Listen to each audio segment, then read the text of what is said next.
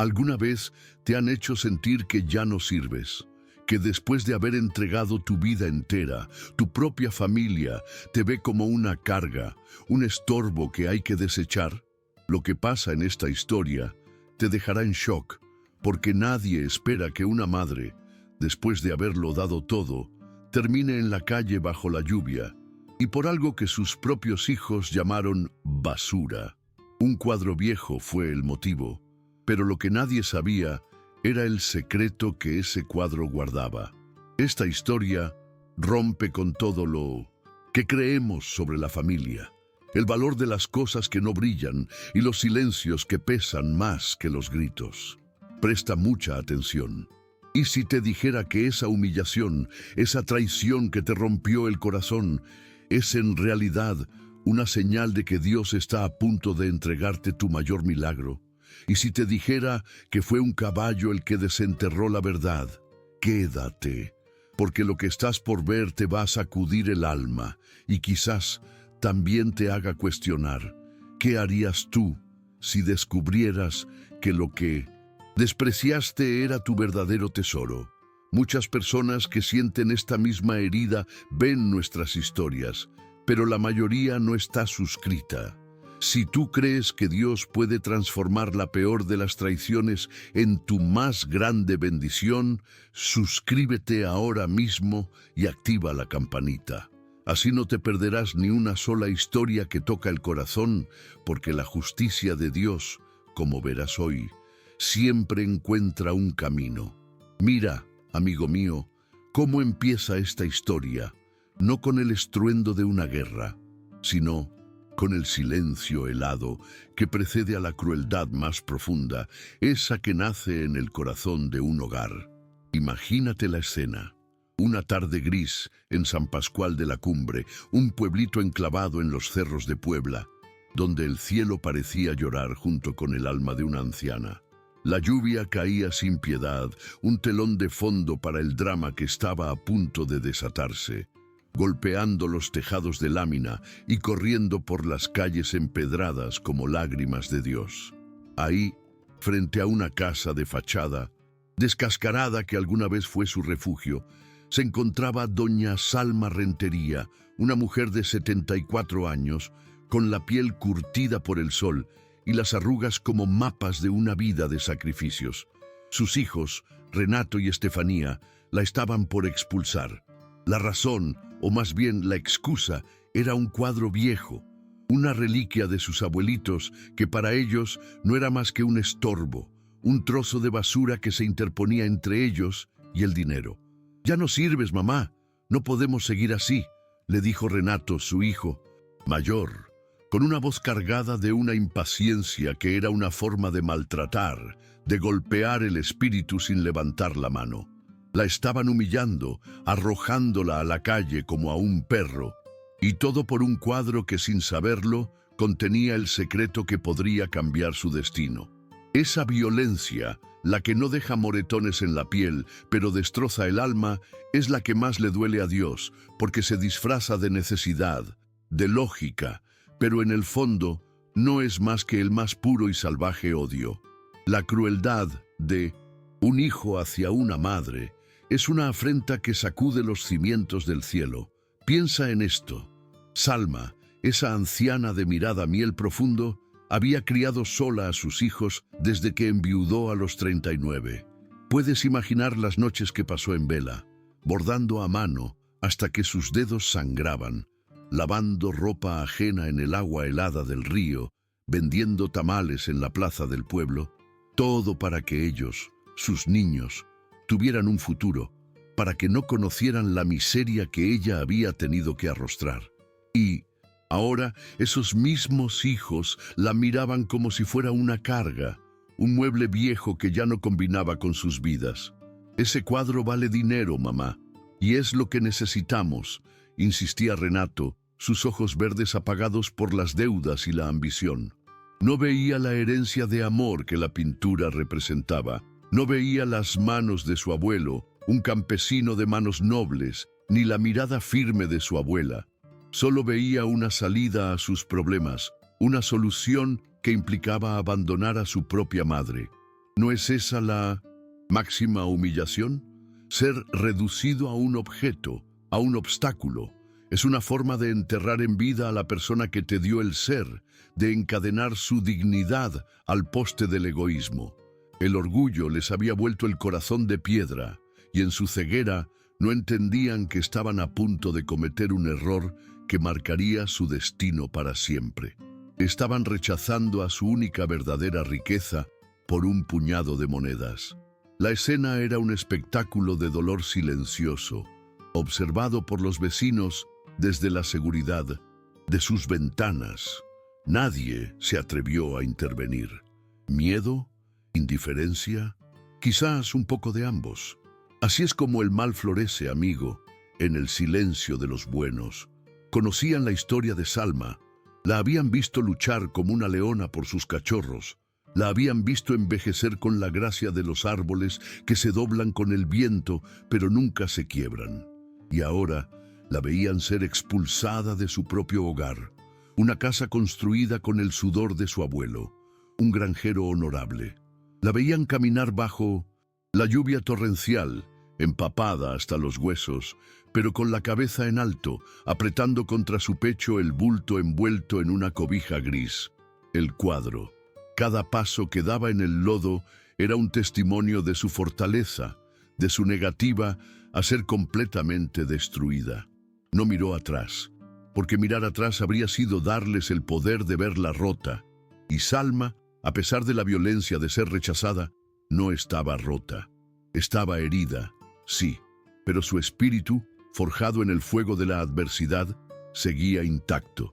En el fondo de su ser, una voz le susurraba: Dios sabe lo que hace, no te dobles. Y en esa fe, en esa certeza íntima, encontraba la fuerza para seguir caminando hacia un futuro incierto, lejos del odio de sus hijos y más cerca, sin saberlo, de un milagro. El diálogo que tuvo lugar en el umbral de esa puerta fue breve, pero cada palabra fue un golpe, una estocada al corazón de una madre. Ese cuadro es lo único que me queda de tus abuelos. No lo quiero vender, hijo. No saben lo que representa, suplicó Salma con la voz quebrada. La respuesta de Renato fue cortante, un latigazo de desprecio. Claro que sabemos. Sabemos que vale dinero. No había espacio para el sentimentalismo, para la memoria, para el amor. Estefanía, su esposa, permanecía en silencio, pero su mirada dura era una sentencia. Era la cómplice silenciosa, la que con su inacción validaba la crueldad. Si no lo entregas, te vas, Salma, sentenció finalmente. Fue la última palada de tierra sobre la dignidad de la anciana. La obligaron a elegir entre el recuerdo de sus padres y un techo sobre su cabeza, una elección imposible que ningún hijo debería imponer a una madre. Este tipo de abuso psicológico, de maltrato emocional, es como un veneno lento. Te va matando por dentro, te hace dudar de tu propio valor, te aísla hasta que crees que realmente no sirves para nada. Pero en el caso de Salma, esa humillación se convirtió en el catalizador de su liberación.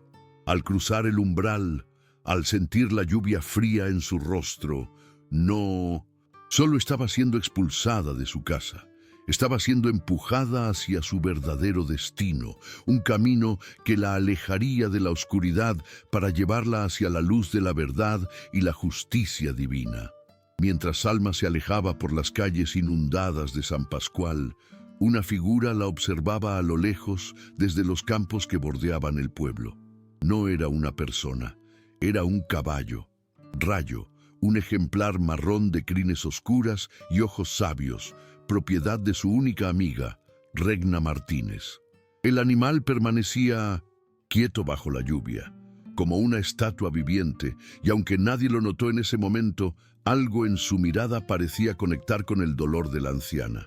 Los animales, mi amigo, a menudo ven lo que los humanos, cegados por el orgullo y la codicia, no podemos ver. Ellos perciben la pureza del corazón, la injusticia del alma, y a veces, solo a veces, Dios los utiliza como sus mensajeros. En este pueblo olvidado, donde la crueldad parecía haber ganado la batalla, la intervención divina estaba a punto de manifestarse de la forma más inesperada. La expulsión de Salma no era un final, era el principio de todo. La violencia que había sufrido la estaba llevando, sin que ella lo supiera, a un refugio, a un rancho humilde donde no solo encontraría consuelo, sino también las respuestas que habían sido enterradas por generaciones.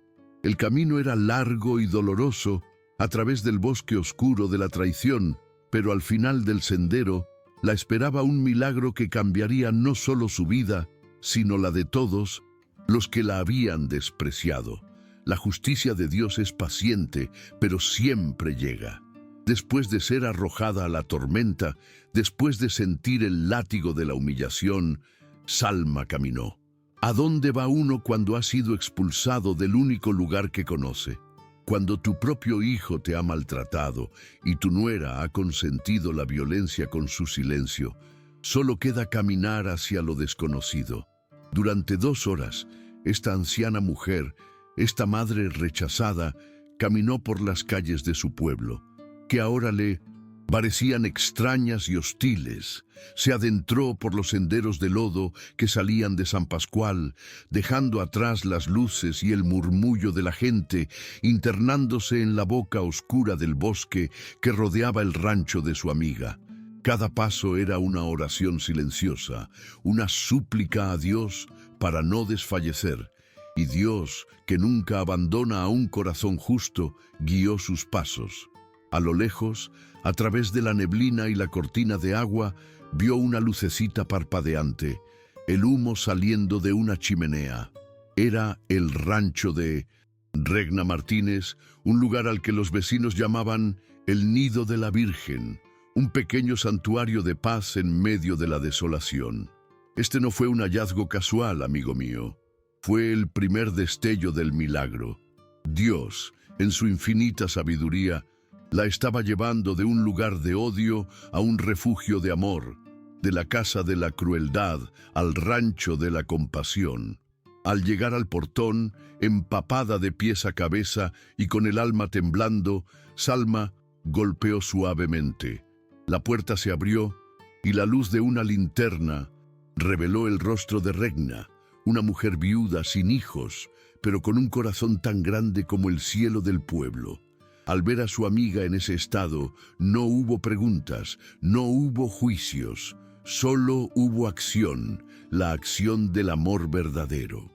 «Salma, santo Dios, mujer, ¿qué te pasó?», gritó, y sin esperar respuesta, la tomó del brazo y la metió adentro. La envolvió en una toalla seca, la sentó junto al fogón y le preparó un atole caliente. Todo mientras la regañaba, con ese cariño que solo los amigos de toda la vida entienden. ¿Te das cuenta del contraste? Mientras su propia familia, su hijo y su hija de corazón la veían como un estorbo, esta amiga la recibía como a una hermana. Este es el milagro de la providencia divina. A veces, Dios pone en nuestro camino a extraños, a amigos, que actúan como su propia familia, que nos ofrecen el calor que nuestra sangre nos niega. Regna era las manos de Dios en ese momento, secando las lágrimas de Salma, calentando su cuerpo helado y recordándole que no estaba sola, que nunca lo había estado. Esa noche, la casa de Regna se convirtió en el hospital para un alma herida. Mientras Salma intentaba recuperar el aliento y el calor junto al fuego, colocando con sumo cuidado el cuadro sobre una silla, algo se movía afuera. Rayo, el caballo marrón de ojos sabios, se acercó a la ventana del rancho. No buscaba refugio de la lluvia, parecía atraído por una fuerza invisible. Observó a la anciana en silencio, pero su mirada no era la de un simple animal. Había en él una inteligencia, una compasión que parecía trascender su naturaleza, como si supiera el secreto que esa pintura, despreciada y llamada basura por los hijos de Salma, guardaba en su interior. Rayo sabía que ese objeto no era el motivo de la expulsión, sino la llave para la redención, El milagro ya estaba en marcha y Dios había elegido al más humilde e inesperado de los mensajeros, un caballo, un animal indomable en espíritu, pero dócil a la voluntad divina. Esa noche, el caballo no solo vio a una mujer maltratada, vio a una portadora de la verdad y supo con una certeza que ningún humano en esa casa podía comprender todavía, que su misión era ayudar a desenterrar ese secreto, a sacar a la luz la justicia que había sido enterrada por el olvido y la codicia. A la mañana siguiente, con el sol tibio secando las heridas de la noche, la conversación entre las dos amigas giró en torno al extraño comportamiento del caballo. «Anoche soñé con tu rayo», le confesó Salma, sintiendo por primera vez en mucho tiempo un poco de paz. «Soñé que me miraba como si supiera cosas, como si pudiera hablar». Regna, una mujer de fe sencilla y poderosa, no desestimó el sueño. Al contrario, lo vio como una confirmación. «Ese animal ha vivido más que muchos hombres», le dijo.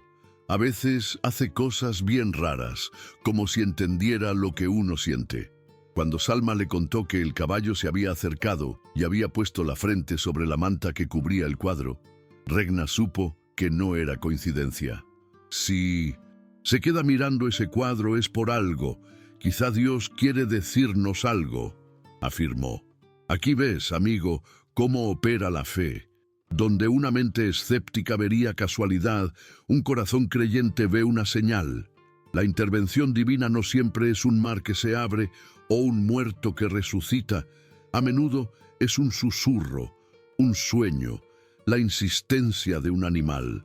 Es un milagro discreto que requiere que estemos atentos, que oremos y que confiemos en que Dios tiene un plan, incluso cuando acabamos de ser humillados y expulsados». El rancho de Regna, el nido de la Virgen, se había transformado. Ya no era solo un refugio físico, era el escenario de una revelación inminente. La paz que Salma sentía no era solo por estar lejos de la violencia de sus hijos, sino porque su espíritu, sin saberlo, estaba sintonizando con el milagro que se estaba gestando. Rayo, el caballo, continuó su extraña vigilia. No se trataba de una simple curiosidad. Con el hocico comenzó a empujar el cuadro, a golpear suavemente el marco, como si quisiera abrirlo a la fuerza. No estaba tratando de romperlo, estaba señalando, estaba diciendo: «Aquí está, miren aquí, la respuesta que buscan, la justicia que claman, está encerrada aquí». Era la intervención divina hecha y derecha, insistente, casi impaciente. Dios estaba usando a esa criatura salvaje y noble para guiar a estas dos mujeres hacia una verdad que cambiaría sus vidas y el destino de su familia. El cuadro, que casi fue vendido por la codicia de un hijo, estaba a punto de revelar una herencia mucho más valiosa que el dinero. Estaba a punto de revelar la verdad. Y esa, amigo mío, es la mayor de las riquezas y el más grande de los milagros. Ok, la fe, amigo mío, no es solo arrodillarse en una iglesia, es la valiente decisión de confiar en lo invisible, de seguir una señal que la lógica del mundo llamaría locura. Guiadas por la insistencia casi sobrenatural del caballo, por la forma en que el noble animal parecía golpear el cuadro con una urgencia sagrada, Salma y Regna tomaron una decisión. Fue un acto de fe pura. Decidieron abrir el cuadro. Con una reverencia que parecía sacada de un ritual antiguo, llevaron la pintura a la mesa de la cocina. Esa mesa de madera rústica se convirtió en un altar y la cocina del rancho en un templo. Sus manos, al tocar la madera vieja y el lienzo desgastado, no eran solo manos curiosas. Eran manos que rezaban. Su oración no era de palabras, sino de atención, de una apertura total a lo que Dios quisiera revelarles. «¿Y si lo abrimos?», propuso Regna casi en un susurro, Y en esa pregunta no había sacrilegio, sino la fe de quien sabe que Dios no manda señales por capricho. Estaban a punto de desenterrar un secreto, y lo hacían no con la soberbia del que busca un tesoro, sino con la humildad de quien responde a un llamado divino, confiando en que el mismo Dios que las había reunido en esa cocina no las abandonaría en su descubrimiento. Con el corazón en un puño, voltearon el cuadro. La parte trasera, cubierta por una delgada lámina de madera, parecía normal, excepto por un detalle que solo ojos guiados por la fe podían notar: un clavo oxidado, diferente a los demás, que parecía haber sido puesto allí para sellar algo más que madera. Regna, usando la punta de un cuchillo viejo como si fuera una llave sagrada, lo retiró con cuidado. La tablita de esa esquina cedió, revelando un hueco, y dentro, envuelto en una tela amarillenta por el tiempo, un sobre sellado con lacre rojo. ¡Santo Dios! El aliento les escapó. Al abrirlo, las palabras escritas con tinta antigua saltaron a sus ojos. Testamento de don Inocencio Rentería, año 1968. El nombre de su abuelo, la fecha de su muerte. Salma se llevó las manos a la boca. No era una alucinación. Era la respuesta tangible a años de sufrimiento silencioso, la prueba de que su fe no había sido en vano. El Dios al que le había rezado en tantas noches de soledad, el Dios que vio cómo su propio hijo la maltrataba, ahora le estaba entregando la justicia en sus manos. Lo que la crueldad de su familia quiso vender como basura, Dios lo estaba revelando como un tesoro. Lo que el orgullo quiso quemar, la fe lo estaba salvando de las cenizas. El testamento era el primer fruto de una vida de oración. La reacción de Salma no fue de ira ni de deseos de venganza contra el hijo que la había humillado. Fue un llanto de liberación, un torrente de lágrimas que lavaba décadas de dolor. Cada lágrima era una oración de gratitud. «Lo escribiste tú, abuelo», susurró como si pudiera hablar con él a través del tiempo. Su fe inquebrantable, esa que la sostuvo cuando enviudó, cuando tuvo que trabajar hasta el agotamiento, cuando sus hermanos la acusaron injustamente de apropiarse de la casa, esa fe era ahora recompensada. Ella nunca rezó por riquezas, nunca pidió castigo para sus enemigos. Su oración siempre fue simple: hágase tu voluntad. Y ahora entendía, la voluntad de Dios implicaba que ella pasara por esa prueba terrible, que fuera expulsada, que sintiera el frío del abandono para poder llegar a este momento de revelación. Como Job, había sido probada en el fuego, y como Job, su fe la había sostenido. Se dio cuenta de que sus hijos, al rechazar el cuadro, no solo habían rechazado un objeto, habían rechazado su historia, su linaje, la bendición que su abuelo, el honrado campesino, les había dejado. Y en su ceguera le habían abierto la puerta al milagro de Dios. En este viaje de fe, la compañía es fundamental. Regna, su amiga, fue el ancla de Salma. Su fe sencilla y directa fue el espejo que le permitió a Salma ver el milagro con claridad. «Tu caballo fue el que encontró esto, Salma», le dijo Regna con los ojos llenos de lágrimas, verbalizando lo que sus corazones sentían. «Ese animal no solo te trajo hasta aquí, te trajo la verdad». La presencia de Regna era una oración en sí misma. Juntas, sentadas a la mesa con el testamento entre ellas, crearon un espacio sagrado. No se apresuraron a leerlo todo, no corrieron a planear su siguiente movimiento. Se quedaron en silencio, permitiendo que la magnitud del descubrimiento se asentara en sus almas. Ese silencio compartido era la más profunda de las oraciones. Era el reconocimiento de que estaban en presencia de algo más grande que ellas, algo orquestado por una inteligencia divina. Su amistad, forjada a lo largo de los años, se convirtió en ese momento en una iglesia, un lugar seguro donde la fe de una sostenía a la otra. Y Dios estaba allí, en medio de ellas, en el aroma del café, en el crepitar del fogón y en la verdad que acababa de ser liberada de su tumba de madera. Pero la fe, mi querido amigo, es un camino de revelaciones continuas. Justo cuando pensaban que el milagro estaba completo, la intuición de Salma, afilada por una vida de oración y sufrimiento, le dijo que había más. Y una vez más, fue el caballo, Rayo, el instrumento divino. Con una suavidad increíble, el animal empujó otra esquina del marco, una que tenía una grieta casi imperceptible. Dentro, en otro compartimento secreto, encontraron un segundo papel, enrollado y atado con un lazo rojo deshilachado. Era una confesión. La caligrafía era inconfundible. Era de su abuela Clara. La fe de Salma fue puesta a prueba de nuevo.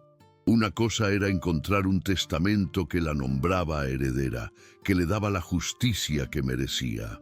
Otra, muy distinta, era enfrentarse a los secretos oscuros de sus propios abuelitos, a una verdad sobre dinero sucio y un pecado que había pesado sobre su familia. La oración te prepara no solo para recibir bendiciones, sino también para arrostrar las verdades más difíciles. Dios le estaba mostrando a Salma la historia completa, no solo la parte bonita. Le estaba pidiendo que tuviera la fe no solo para aceptar su herencia, sino también para comprender y perdonar la fragilidad humana de sus antepasados. Este era el siguiente nivel de su viaje espiritual. La transformación más profunda, amigo mío, a menudo nace de las verdades más dolorosas. Cuando Salma leyó la confesión de su abuela Clara, el suelo bajo sus pies tembló.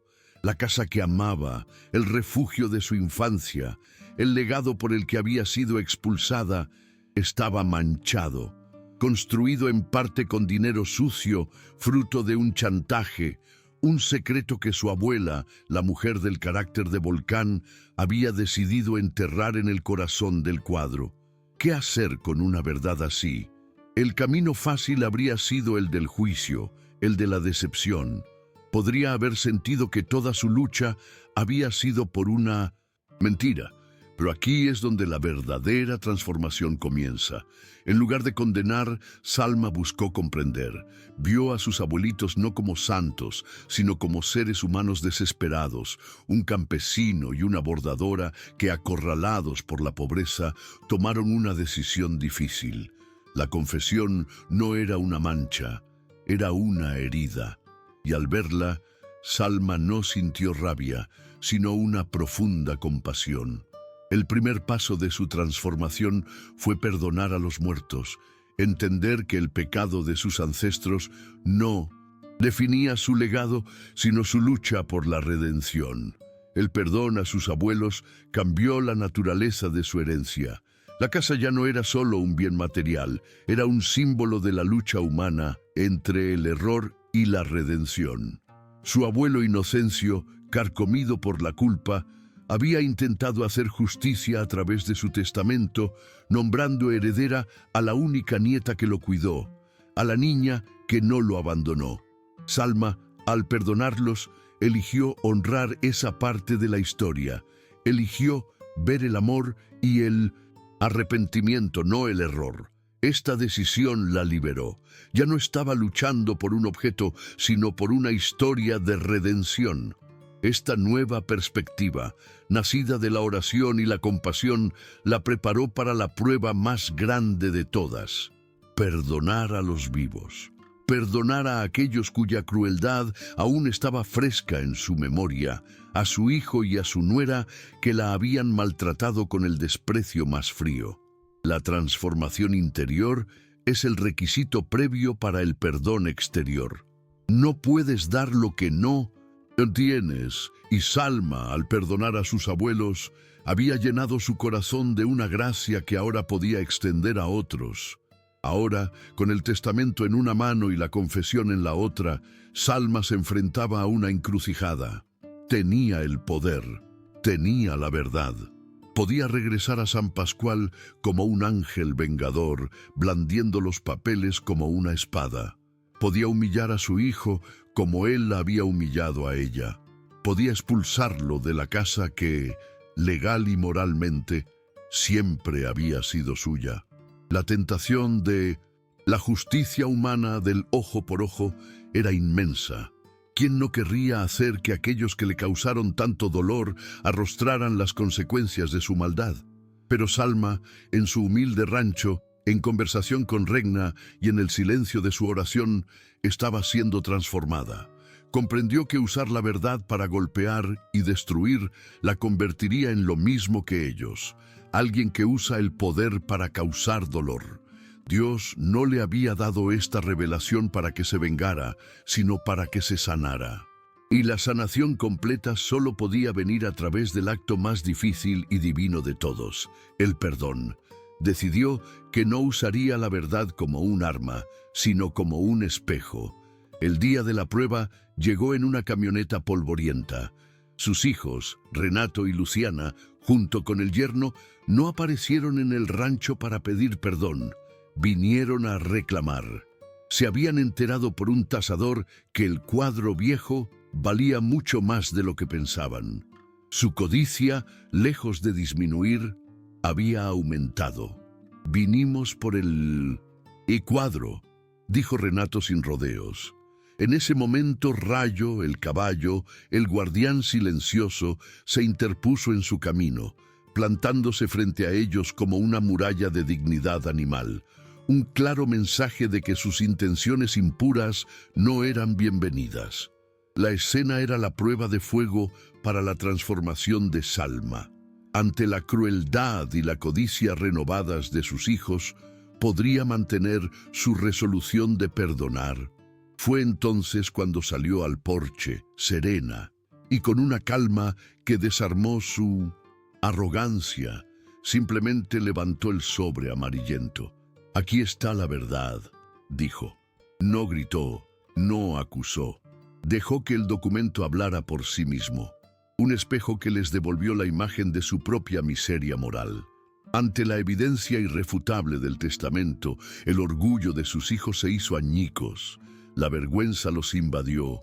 «Te echamos por algo que era tuyo», murmuró Renato, finalmente derrotado. Ofrecieron devolverle la casa, suplicaron su regreso. Y aquí, en este momento culminante, Salma les entregó el regalo de su perdón, pero un perdón con dignidad. «Claro que los perdono», dijo con una voz que era a la vez suave y firme como el acero. «Pero no voy a volver». El perdón no significaba borrar el pasado ni volver a ponerse en una situación de violencia. Perdonar era liberarse del odio, soltar el ancla del rencor que la mantenía atada a su dolor. Negarse a volver no fue un acto de castigo, sino de amor propio, la máxima expresión de su transformación. «El perdón ya lo tienen», les dijo, «pero el respeto, ese tendrán que ganárselo». En ese instante, Salma no era una víctima, no era una anciana desvalida. Era una reina en su propio reino de paz, una mujer que había encontrado su poder no en la venganza, sino en la capacidad de perdonar y de trazar los límites de su propia dignidad. Había completado su transformación y al hacerlo, había plantado en el corazón de sus hijos la semilla de la suya. Tras la partida de sus hijos, el rancho no se llenó de un silencio triste, sino de una paz resonante. Salma, esta anciana que había sido humillada, no sentía el vacío del nido, sino la plenitud de la libertad. Su decisión de quedarse en el rancho de Regna no fue una resignación, fue una declaración de independencia. Fue el primer ladrillo en la construcción de su nueva vida, una vida elegida, no impuesta. Imagina, amigo, a estas dos mujeres, dos viudas, que el mundo podría considerar solas o incompletas, creando un hogar vibrante, un matriarcado de dos.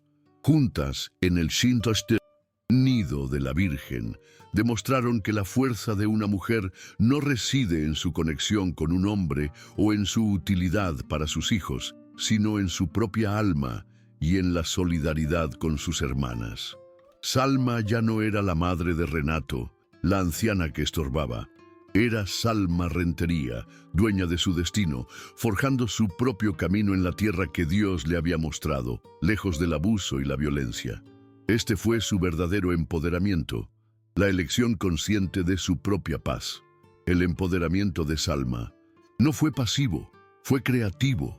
Sus manos, que antes trabajaban para otros, ahora trabajaban para expresar su propia alma. Volvió a su bastidor de bordado, pero las frases que cosía ya no eran para adornar manteles ajenos, eran manifiestos. La verdad siempre florece, aunque la tierra esté seca. Bordó con hilo de colores vivos. Cada puntada era un acto de reafirmación, una forma de reescribir su historia con sus propias manos. Pero no solo bordaba. Salió al patio del rancho, a la tierra rojiza que había presenciado su llegada y comenzó a sembrar. Compró semillas de frijol negro, de calabaza criolla, de flores de cempasúchil. Clavó un letrero en su pequeño huerto. Aquí florece lo que se quiso enterrar. Estaba reclamando su herencia de campesina, hincando las manos en la tierra como sus abuelos, demostrando que de la tierra que había sido testigo de su dolor, ahora brotaría vida por su propia voluntad. Dejó de ser una planta marchita en la casa de su hijo para convertirse en una jardinera en su propio paraíso. La noticia de la mujer que fue expulsada, pero que encontró su justicia gracias a un caballo y un cuadro viejo, se extendió por el pueblo y las tierras cercanas como el polen en primavera. La gente comenzó a llegar al rancho, no con la mirada compasiva que se le da a una víctima, sino con el respeto que se le otorga a una guerrera. Doña Rosario traía tamales, don Melquíades sus historias, la joven Camila a su niña para que aprendiera de la sabiduría de Salma. La anciana que había sido rechazada por su propia familia se convirtió en el corazón de una nueva comunidad. Su casa, el humilde rancho de Regna, se transformó en un centro de peregrinaje silencioso, un lugar donde otras mujeres venían a escuchar, a aprender a bordar, a encontrar un trozo de la fortaleza que irradiaba Salma. Ella no predicaba, no daba sermones, simplemente era. Su presencia, su calma, su dignidad recuperada eran la lección más poderosa. Se había convertido en una matriarca, no por sangre, sino por la fuerza de su espíritu indomable. En el centro de su nuevo universo personal, en la pared principal de su nueva habitación, colgaba el cuadro. Ya no estaba escondido ni era motivo de vergüenza. Salma lo había limpiado, había restaurado el marco y lo había protegido con un vidrio nuevo que brillaba con la luz de la mañana. Ahora era un altar. Mirarlo era ver toda su vida en un solo lienzo. Los rostros de sus abuelitos, Inocencio y Clara, con sus fortalezas y sus secretos. La historia de una herencia enterrada, la traición de un hijo, la intervención milagrosa de un caballo noble y su propia resurrección. Al colgar ese cuadro en su pared, Salma estaba diciendo al mundo: esta soy yo. Esta es mi historia completa, con sus heridas y sus milagros, y no me avergüenzo de ninguna parte de ella. Reclamar el cuadro y darle un lugar de honor fue el acto final de apropiación de su narrativa. Ya nadie más podría contar su historia. Ella era la única y verdadera guardiana de su legado, el pináculo de su empoderamiento, la prueba definitiva de que se había convertido en el sol de su propio sistema solar. Llegó una tarde con la figura de su hija.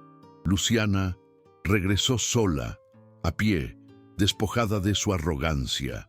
Se paró en el portón y sus palabras fueron la confesión de una derrota y una necesidad.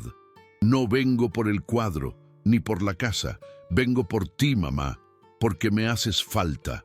¡Qué cambio de destino! La madre que fue considerada una carga ahora era reconocida como una necesidad vital. Salma, desde su posición de fuerza y paz interior, no la rechazó. Le abrió los brazos y la acogió en un abrazo que sanó más que 1000 palabras. Este era el verdadero poder, no el de la venganza, sino el de la gracia, el poder de perdonar y acoger, pero desde un lugar de total independencia emocional. Su hogar ya no era solo un refugio para ella, sino un hospital para el alma de la hija que la había herido. Salma había completado el círculo, de víctima dependiente a matriarca, sanadora, dueña de sí misma y de la paz que ahora podía ofrecer a los demás. La verdad, amigo mío, es como un río subterráneo. Puedes intentar construir sobre ella, ignorarla, incluso puedes creer que la has logrado enterrar para siempre. Pero tarde o temprano encontrará una grieta por donde salir a la luz, y cuando lo hace, emerge con la fuerza de un torrente, arrasando con las mentiras y limpiando el paisaje. En el pueblo de San Pascual y sus alrededores, la historia del testamento oculto en 1900. El cuadro se convirtió en leyenda. La gente del pueblo, que había sido testigo silencioso de la humillación de Salma, ahora era testigo de su vindicación. La anciana que fue expulsada bajo la lluvia, la madre que fue maltratada y acusada de usurpadora, ahora era reconocida por todos como la legítima heredera, la guardiana de la historia. Su inocencia, antes solo defendida por su propia conciencia y la fe de su amiga Regna, ahora era un hecho público, una verdad tan sólida como las piedras del río. Ya nadie podría señalarla ni susurrar a sus espaldas. La verdad la había vestido con un manto de honor que ninguna calumnia podía ya manchar. El reconocimiento más crucial, sin embargo, tenía que venir de la fuente misma de la injusticia: sus hijos. Renato, el hijo que la había arrojado de su casa con tanta crueldad, fue el primero en sentir el peso aplastante de la verdad. Al ver el testamento, al escuchar la historia completa, el velo de la codicia se rasgó, y por primera vez en años vio a su madre, vio a la mujer que se sacrificó por él, no a la carga que había inventado en su mente. Su transformación comenzó con una promesa, hecha no solo a Salma, sino a sí mismo. «Voy a contar esta historia a mis hijos», dijo, con la voz quebrada por el remordimiento. ¿Te das cuenta de la magnitud de este cambio? El hombre que quiso vender la memoria de su familia por dinero, ahora se comprometía a convertirse en su guardián. Reconoció que la verdadera herencia no eran los ladrillos de una casa, sino la memoria, y al hacerlo reconoció implícitamente la inocencia de su madre durante todos esos años. Este fue el primer paso en su largo camino de regreso, el primer reconocimiento genuino de la verdad. La justicia divina a menudo opera de formas que la justicia humana no puede comprender. Salma, en su sabiduría, eligió no usar el testamento como un arma legal para expulsar a su hijo de la casa. Pero la verdad, una vez liberada, impartió su propia justicia. A partir de ese día, aunque Renato y su familia siguieran viviendo en la casa de la calle Benito Juárez, todos en el pueblo sabían la verdad. Vivían bajo el techo de la mujer que habían maltratado, bajo la sombra de su perdón como inquilinos de su gracia. Esta forma de justicia era mucho más profunda y transformadora que cualquier orden judicial. No se trataba de cambiar una escritura de propiedad, sino de cambiar la conciencia. La inocencia de Salma fue reconocida no en un tribunal, sino en el corazón de la comunidad y, más importante aún, en el corazón arrepentido de su hijo. La verdad no siempre necesita gritar para ser escuchada. A veces, su presencia silenciosa es el juicio más poderoso de todos.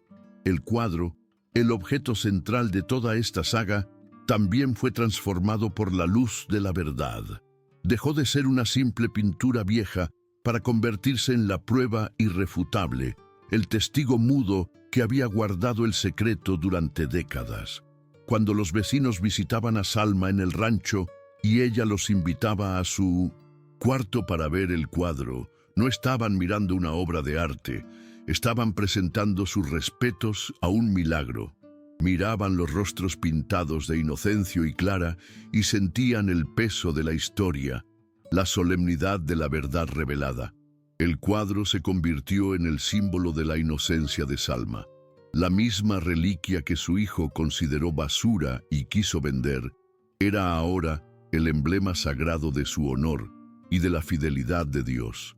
Era la prueba tangible de que ella nunca había mentido, de que su amor por la memoria de sus abuelitos no era un capricho, sino una lealtad sagrada que finalmente había sido recompensada. Al final, amigo, el reconocimiento más profundo de la verdad y la inocencia no viene de documentos legales ni de la opinión pública, sino de la restauración del amor. La llegada de Luciana, la hija, al rancho fue el capítulo final de la vindicación de Salma. Su confesión: «Vengo por ti, mamá, porque me haces falta», fue el reconocimiento más puro y doloroso de la verdad. No era la casa lo que les faltaba, no era el dinero, era ella. Era la madre que habían intentado borrar de sus vidas, el pilar que habían intentado derribar. En ese momento, Luciana reconoció que su madre nunca había sido el problema. Al contrario, siempre había sido la solución, el amor, el refugio. La inocencia de Salma quedó sellada no por la tinta de un testamento, sino por las lágrimas de arrepentimiento de una hija que finalmente había vuelto a casa, no a la casa de ladrillos, sino al único hogar verdadero, el corazón incondicional de su madre. La verdad había completado su obra, no solo restaurando un derecho, sino sanando una relación. A menudo, amigo mío, en nuestro orgullo humano, olvidamos que Dios habla a través de toda su creación. Creemos que los milagros y los mensajes divinos están reservados para nosotros, pero la verdad es que los animales, en su pureza, a menudo están más sintonizados con la voz del cielo que nosotros. En esta historia, el héroe más silencioso y quizás el más importante no fue un hombre, sino un caballo. Rayo, el caballo marrón de ojos sabios y crines oscuras, no era una simple bestia de campo. Desde el principio actuó como un personaje central, un agente de la voluntad divina. Cuando Salma fue expulsada y caminaba bajo la lluvia, fue él quien la observó desde lejos, no con la indiferencia de un animal, sino con la atención de un guardián. Había en él un alma vieja, un espíritu que podía ver más allá de las apariencias, que podía sentir el dolor de una madre abandonada y la injusticia que se estaba cometiendo. Rayo no era solo un caballo, era la primera manifestación visible de la intervención de Dios. La comunicación de Dios a través de Rayo no fue un truco de magia, sino una serie de acciones persistentes e inteligentes que solo un corazón abierto a la fe podía interpretar. Una vez que Salma y el cuadro estuvieron a salvo en el rancho, la misión del caballo se hizo clara.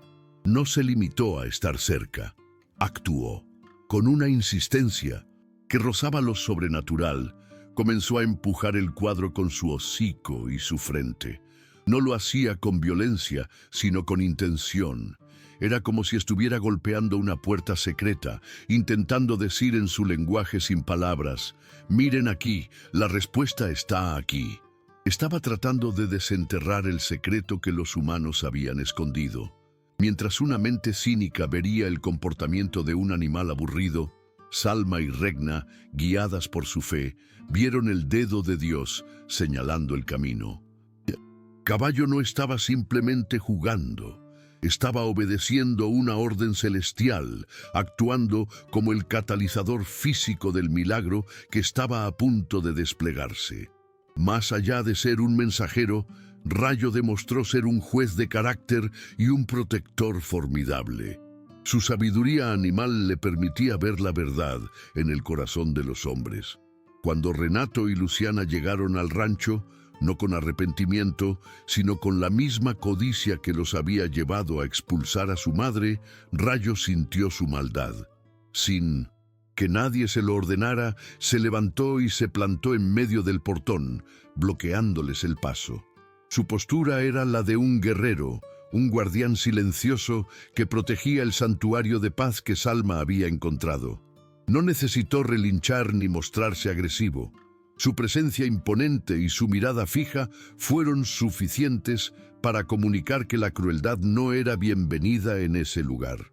Este noble animal, este ser considerado salvaje, demostró tener un sentido de la justicia y la lealtad mucho más desarrollado que el de los hijos civilizados de Salma. Actuó como el brazo protector de Dios, defendiendo a la anciana de una nueva violencia. La conexión entre Salma y Rayo se convirtió en una de las relaciones más puras y conmovedoras de la historia. Salma, en su humildad y sabiduría, reconoció inmediatamente el papel del caballo en su salvación. No lo trató como a un animal inferior, sino como a un igual, un enviado del cielo. Se comunicaba con él con un respeto profundo, llamándolo hijo y compañero. «Gracias, hijo. Tú viste lo que yo no me atrevía a mirar», le susurró, acariciando su cuello.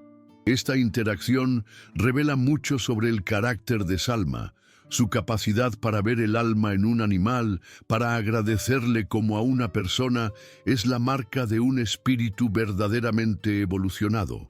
Su vínculo era una oración de gratitud constante, un reconocimiento de que Dios había elegido al más inesperado de los seres para guiarla hacia su destino. En el amor y el respeto que Salma sentía por Rayo, vemos el modelo de cómo la humanidad debería relacionarse con el resto de la creación de Dios. Al final, cuando la verdad salió a la luz, cuando la justicia fue servida y la familia comenzó su lento proceso de sanación, la misión de Rayo concluyó. Se le describe descansando tranquilamente bajo un árbol, en paz, como un guerrero cuya batalla ha sido ganada. Él fue el catalizador que inició todo, el profeta silencioso que nunca dudó, el guardián que nunca flaqueó. La historia de Salma no puede contarse sin honrar el papel crucial de este sabio caballo. Él nos recuerda que los milagros no siempre vienen acompañados de truenos y relámpagos. A veces llegan al paso lento de un caballo, con un suave empujón de su hocico, en un susurro que solo el corazón puede oír. Rayo, el caballo de Regna, fue la prueba viviente de que Dios, en su infinita imaginación, puede usar hasta al más humilde de sus siervos para obrar la más grande de las justicias y para enseñarnos que el amor verdadero no conoce de especies. Hay una ley universal, amigo mío, una ley tan antigua como las estrellas. Todo lo que siembras, cosechas, y aquellos que siembran vientos de crueldad y orgullo, inevitablemente cosechan tempestades de vergüenza y soledad. Para Renato y Luciana, el viaje de regreso del rancho fue un descenso al infierno de su propia conciencia. La verdad que habían descubierto no los liberó, los encadenó. Cada kilómetro que los alejaba de su madre, los acercaba más al monstruo que habitaba en su interior. El orgullo que los había hecho sentir tan fuertes y justificados al expulsar a su madre, ahora se revelaba como lo que siempre fue, una máscara para su debilidad y su miedo. La casa por la que habían cometido tal atrocidad ya no les parecía un hogar, sino una tumba, un mausoleo que conmemoraba su pecado. Cada habitación, cada mueble les gritaba su crueldad. La consecuencia inmediata de su orgullo no fue la pérdida de dinero o estatus, fue la pérdida de la paz. Se habían convertido en prisioneros de su propia maldad. El orgullo es un veneno que te convence de que eres el centro del universo. Te hace creer que tus necesidades son más importantes, que tus problemas justifican cualquier acción, incluso la violencia contra tu propia madre. Renato y Luciana habían vivido intoxicados por este veneno. Se veían a sí mismos como personas prácticas, ahogadas por las deudas, que tomaban una decisión difícil pero necesaria. Pero la verdad los obligó a arrostrar una imagen mucho más fea en el espejo, la de unos hijos ingratos que maltrataron a una anciana indefensa por pura codicia. Esta revelación fue un golpe devastador para su ego. El orgullo que los sostuvo se hizo añicos, dejándolos desnudos y avergonzados. Se dieron cuenta de que, en su intento de deshacerse de lo que consideraban una carga, se habían convertido ellos mismos en una carga moral, en un peso muerto en la conciencia de su familia. La crueldad que ejercieron no resolvió sus problemas, simplemente los hundió en un abismo de miseria espiritual mucho más profundo que cualquier deuda económica. Las consecuencias de sus actos no tardaron en manifestarse fuera de las paredes de su casa. En un pueblo pequeño como San Pascual, la verdad viaja rápido. Los mismos vecinos que habían observado en silencio la expulsión de Salma, ahora los miraban con un desprecio helado. El respeto que alguna vez tuvieron se evaporó. Se convirtieron en los parias, la familia que echó a su propia madre a la calle. Fueron rechazados por la misma comunidad a la que pertenecían. El orgullo te aísla, te hace creer que no necesitas a nadie, pero la realidad es que somos seres sociales y el juicio de nuestra comunidad pesa. Renato y Luciana, en su arrogancia, habían olvidado esta simple verdad. Se deshicieron de su madre, su ancla a la comunidad y a la decencia, y ahora se encontraban a la deriva en un mar de desaprobación silenciosa. La soledad se convirtió en su nueva compañera, una consecuencia directa de haber abandonado a la única persona que nunca los habría abandonado a ellos. Para Renato, la consecuencia más profunda fue la carga de la memoria. La imagen de su madre, pequeña y frágil, caminando bajo la lluvia con el cuadro en brazos, se convirtió en un fantasma que lo atormentaba día y noche. El hombre que había despreciado la historia familiar ahora estaba condenado a recordarla en sus más dolorosos detalles. Su castigo, y a la vez su única vía de redención, fue asumir la responsabilidad de su narrativa. Su promesa de contarle la historia a sus hijos, a sus nietos, era el reconocimiento de que debía convertirse en el guardián de su propia vergüenza para evitar que el ciclo de crueldad se repitiera. El orgullo lo había hecho querer borrar el pasado, y su consecuencia fue tener que revivirlo una y otra vez, no para castigarse, sino para aprender. El hijo que quiso ser un hombre de negocios rico y exitoso, ahora tenía que aprender a ser un hombre humilde, un narrador arrepentido de su propia falta de humanidad. La consecuencia para Luciana fue un colapso total de su ser. Su orgullo había sido su armadura, y sin él se encontró vacía, rota y desesperadamente necesitada. Se dio cuenta de que la vida que había construido, su matrimonio, su estatus, no significaba nada sin la raíz que había intentado cortar. Su viaje de regreso al rancho, sola, a pie, sin su marido, sin su coche, fue una peregrinación de aniquilación del ego. Fue el reconocimiento final de que la crueldad que había apoyado la había llevado a la bancarrota espiritual. Su consecuencia fue tener que despojarse de todo lo que creía ser, para descubrir que lo único que realmente necesitaba era aquello que había despreciado, el amor de su madre. El orgullo la llevó a participar en la expulsión de Salma. La devastación de ese mismo orgullo la obligó a arrodillarse, no literal, sino espiritualmente, y a suplicar por el regreso de esa presencia a su vida. La crueldad la había vaciado, y solo la misericordia de su víctima podía volver a llenarla. Una historia como la de Salma, amigo mío, no puede quedar contenida entre las paredes de un rancho. Una vez que la verdad y el milagro tocan la tierra, sus raíces se extienden y comienzan a cambiar el paisaje entero. En el pueblo de San Pascual de la Cumbre, la historia de la anciana, el cuadro y el caballo sabio se convirtió en una parábola moderna, un cuento que se narraba en voz baja en las cocinas y en las plazas. Dejó de ser un simple chisme para transformarse en una lección moral colectiva. La comunidad, que primero había sido una espectadora pasiva de la crueldad, ahora se veía forzada a la introspección. La gente se miraba a los ojos y se preguntaba: ¿habría hecho yo lo mismo?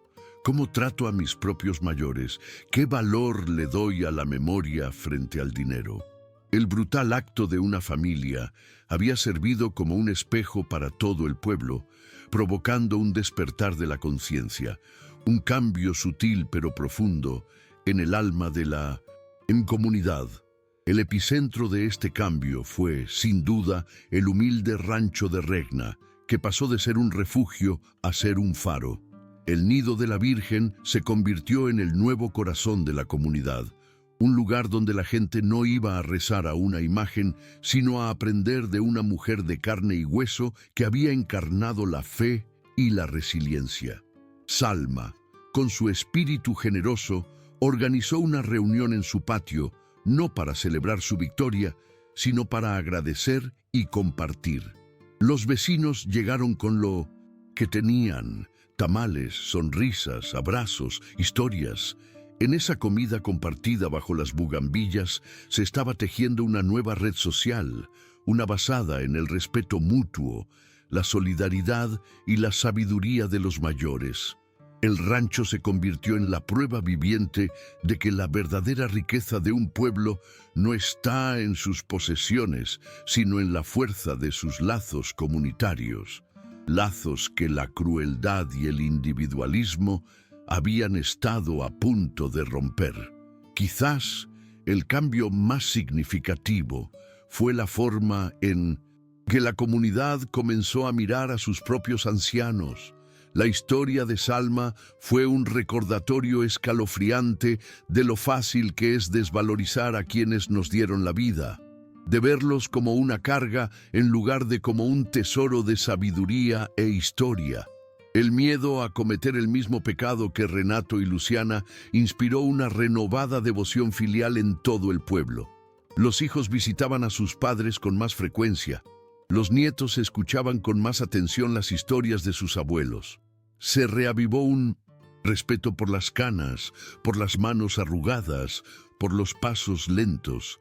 Salma, sin buscarlo, se había convertido en la defensora de toda una generación.